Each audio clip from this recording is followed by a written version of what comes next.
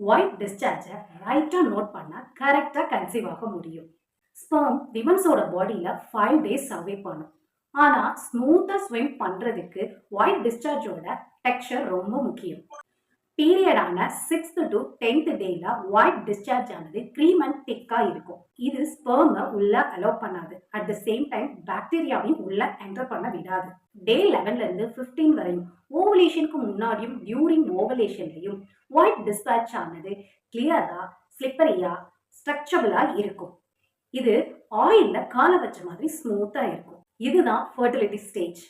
Sperm ஆனது ஈஸியா உள்ள போய் எக்கை ரீச் பண்ணும். கன்செப்ஷனுக்கு பெஸ்ட் டைமும் கூட.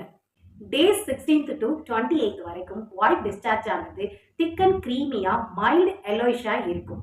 இது ஸ்பெர்மை பிளாக் பண்ணும். இதனால கன்செப்ஷன் சான்ஸும் கம்மி. ஓவலேஷன் டேவை டிடெக்ட் பண்றதுக்கு ஒயிட் டிஸ்சார்ஜை அப்சர்வேஷன் பண்றது சீக்ரெட் கோடுன்னே சொல்லலாம். உங்களுக்கு இப்போ வரை ஓவலேஷன் ப்ராப்பரா நடக்கலைன்னா அதை ஃபுட் மூலியமா ஈஸியா ரிவர்ஸ் பண்ண முடியும். அதை தெரிஞ்சுக்கிறதுக்கு ஸ்டே டியூன் வித் மீ.